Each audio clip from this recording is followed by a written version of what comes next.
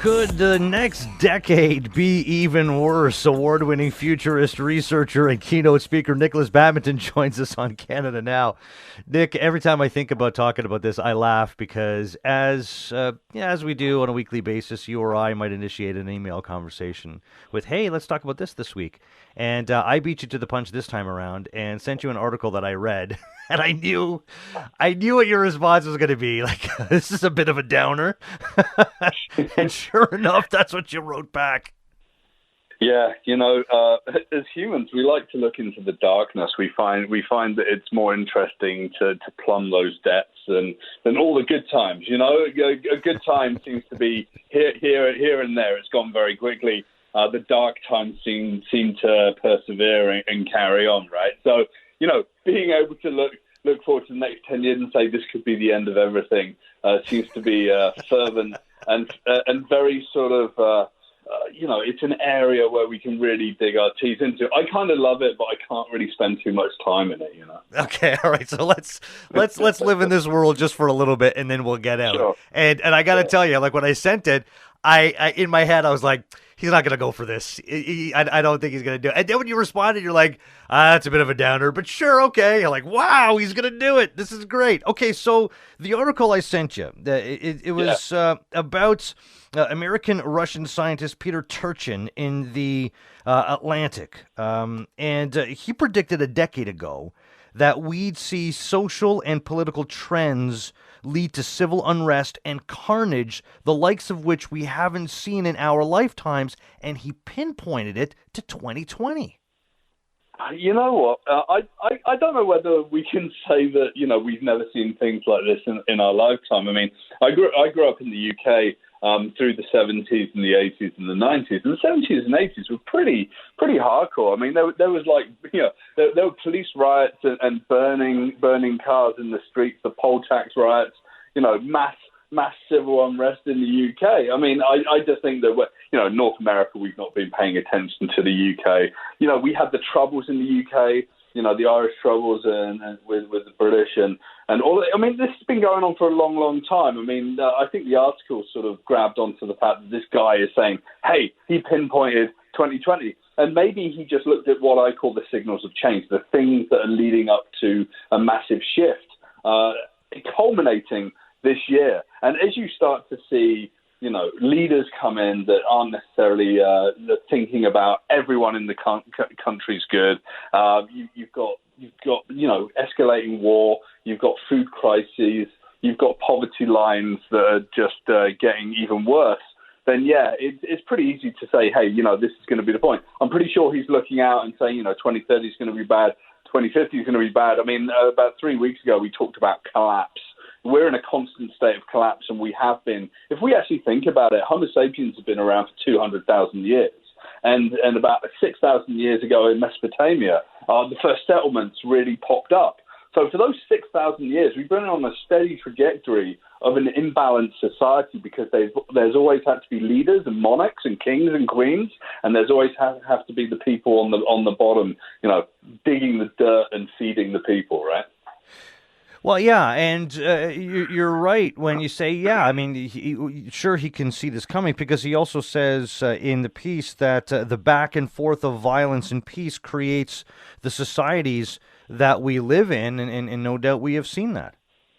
Yeah, absolutely. And I actually think over the last 270 years, in which we've been in the industrial revolutions, first, second, third, now we're in the fourth industrial revolution where everything's interconnected, internetized, autonomous vehicles, blah, blah, blah.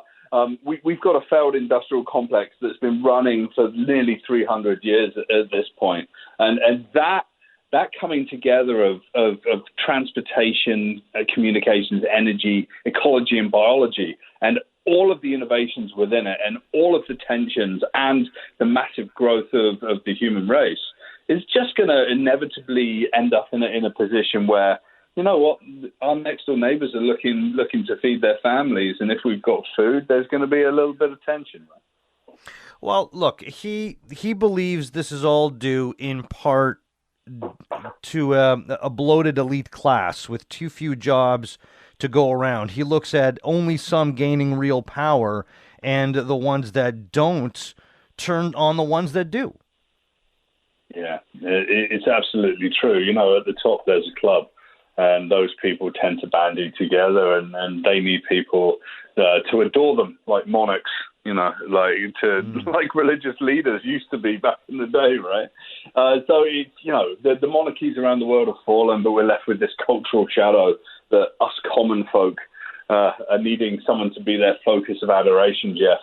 And now this imbalance is becoming more and more clear. I mean, the ultra wealthy, people worth over $100 million. The ultra wealthy, they've gotten $14 trillion richer in the last year, even during pandemic times.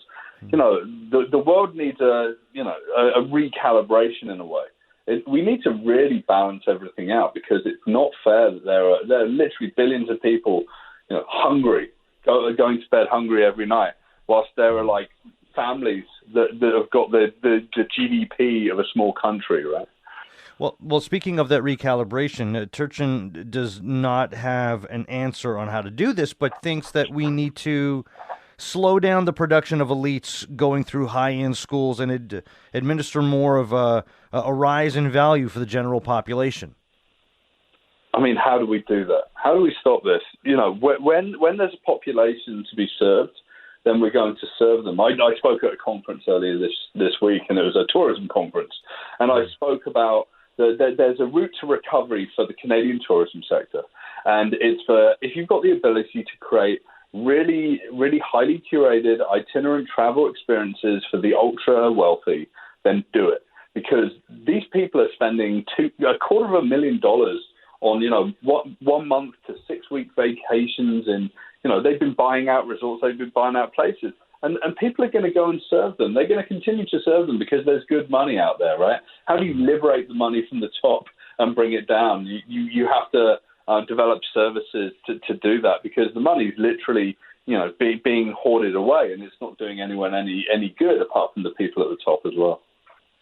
Well, Turchin says it's too late to reverse our society's course. We are what we are. We are where we are. A leadership change in the U.S. is not going to cut it. He almost guarantees 5 hellish years. It's so funny, Jeff. I mean, I could sit down and say, I guarantee 5 hellish years, and it's a self-fulfilling prophecy. Why don't we guarantee that everyone's going to focus on being healthy, wealthy, and focus on themselves? And if someone that we know needs help, that we help them, right? I think that it comes down to a societal sort of structure that's fundamentally socialist. It's a bedrock. We have to sort of step back in. It's like a potluck. Everyone brings food to the potluck. And if you can't bring food, then you do something. Maybe you wash the dishes, or maybe you pick up a guitar and you entertain the group. But everyone eats the same, and maybe we should start operating the world like a potluck. Check out NikolasBadminton.com. Futurist researcher, keynote speaker Nikolas Badminton. Nick, appreciate this. Yeah, that wasn't so bad, right? It wasn't so bad. It's hard work, Jeff. It's hard work. Talking to me, I know it would always be hard work. Nick, appreciate it, man. Talk again. Take care. Bye-bye. I love Nick Badminton. Love it when he joins.